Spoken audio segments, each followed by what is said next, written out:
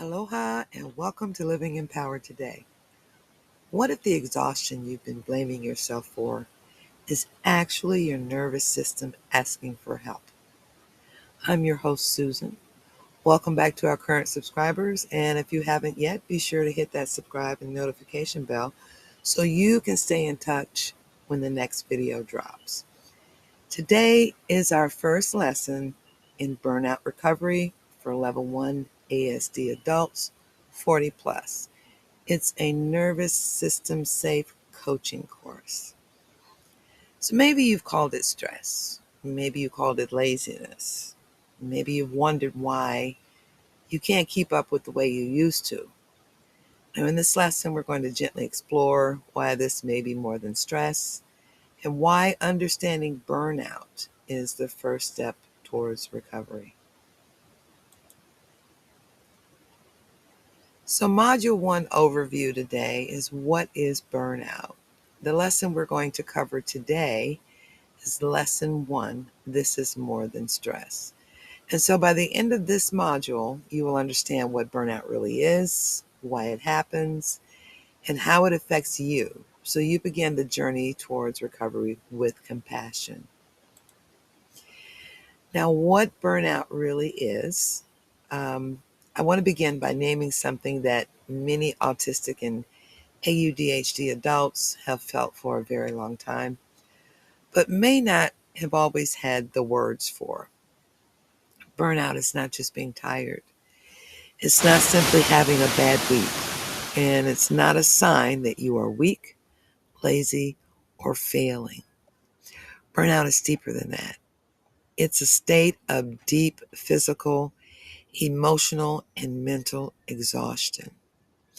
It often happens after long periods of overload, especially when you've been pushing through stress, masking your needs, ignoring your limits, or trying to function in environments that don't feel supportive or safe. So for many level 1 autistic adults over 40, burnout can build slowly over time. You may not even notice it at first. You may simply feel more tired, more irritable, more overwhelmed, or less able to do the things that used to feel manageable. And then one day, it starts to feel like everything takes too much effort. Your energy drops. Your tolerance gets lowered. Your ability to keep up may change. This doesn't mean you failed, though. It just may mean your nervous system has been carrying too much for too long. So today, as we begin, I want you to hear this clearly.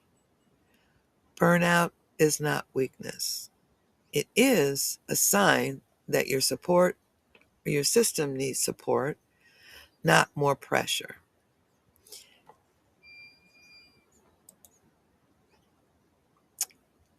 Now, burnout versus stress, depression, and shutdown. One reason burnout can feel so confusing is because it can overlap with other experiences. Now, I just recently have come out of a major 3-month burnout. Some of you may know, through various health scares and health issues. So I used to think it was just stress or depression, but it wasn't. It had to do with, my nervous system and my brain. So you may be asking yourself, is this stress? Is this depression? Am I shutting down? Or is this burnout? And sometimes the answer is it may be more than one thing at the same time.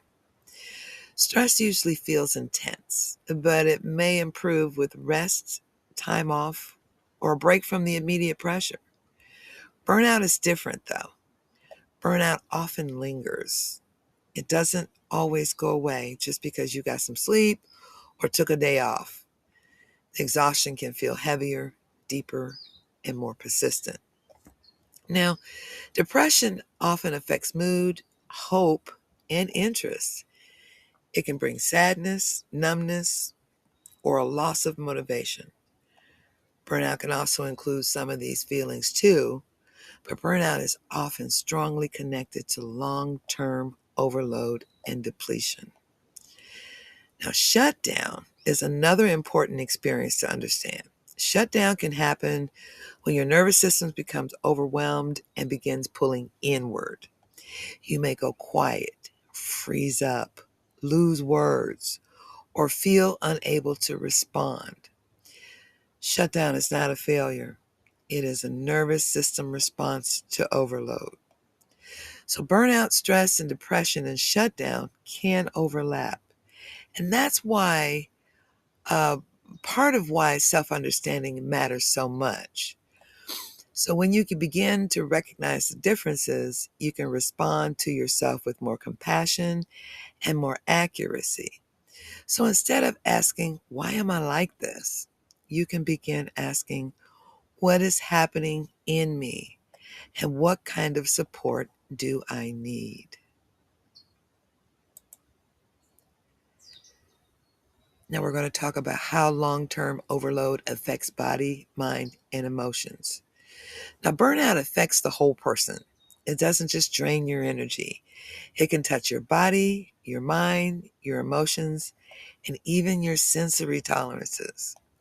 Physically, burnout may show up as chronic tension, fatigue, poor sleep, headaches, digestive issues, or a constant feeling of heaviness in your body. Mentally, you may notice brain fog, slower processing, forgetfulness, difficulty concentrating, or decision fatigue. Even these simple choices can start to feel overwhelming when your system is overloaded. Emotionally, burnout may show up as irritability, anxiety, sadness, hopelessness, or numbness. Sometimes people expect burnout to look dramatic, but often it looks quiet. It can look like withdrawal, reduced capacity, or feeling like you just don't have anything left to give. And for autistic adults, sensory tolerance often gets lower too. Sounds may feel louder. Lights may feel harsher. Social interactions may become harder to manage. Recovery may take longer than it used to.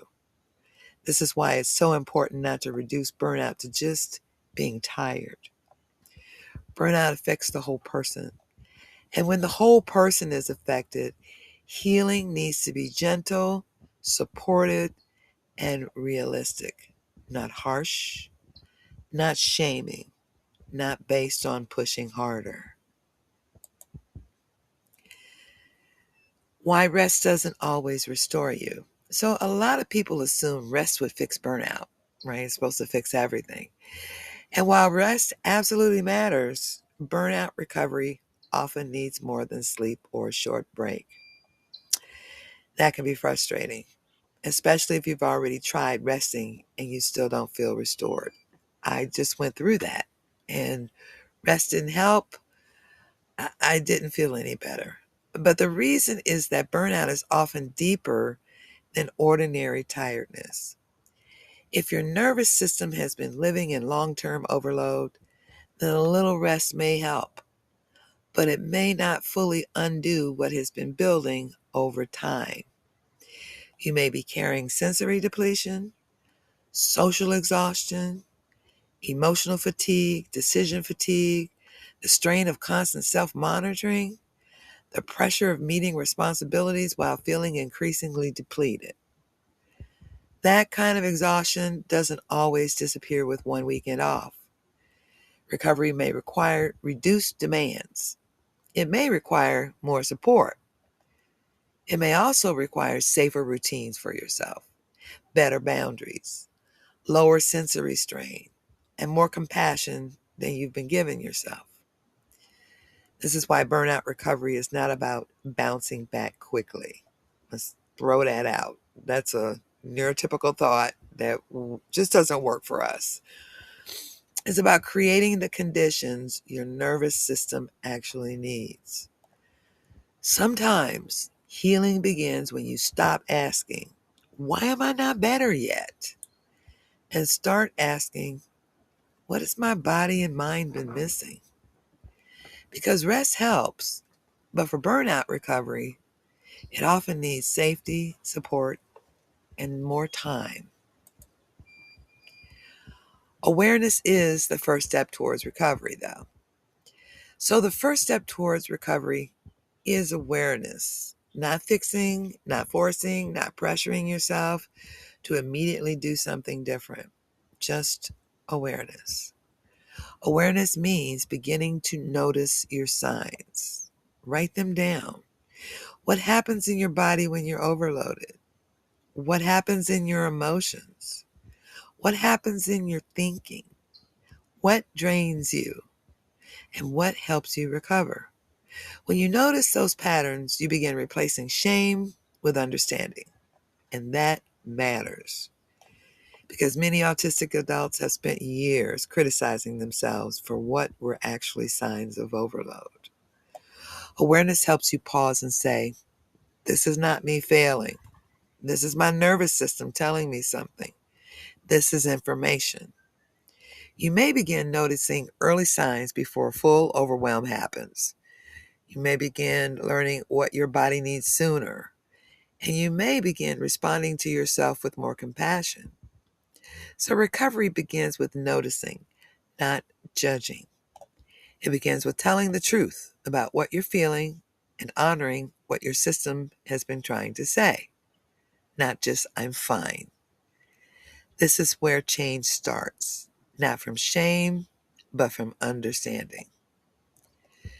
So I want to thank you for being here with me with lesson 1. Today we talked about what burnout really is, how it differs from stress, depression, and shutdown, how long-term overload affects the whole person, why rest alone may not be enough, and why awareness is the first step towards recovery. Now, if there is one thing I want you to take with you from this lesson today, it is understanding burnout is not about blaming yourself. It's about giving your nervous system the compassion it has been asking for. And today I have a great resource for you at the end of this video. It's going to be at the end of each video in the lessons. There's no need to download anything. Just follow along with me. Now you can do it right now, or you can take a break and come back.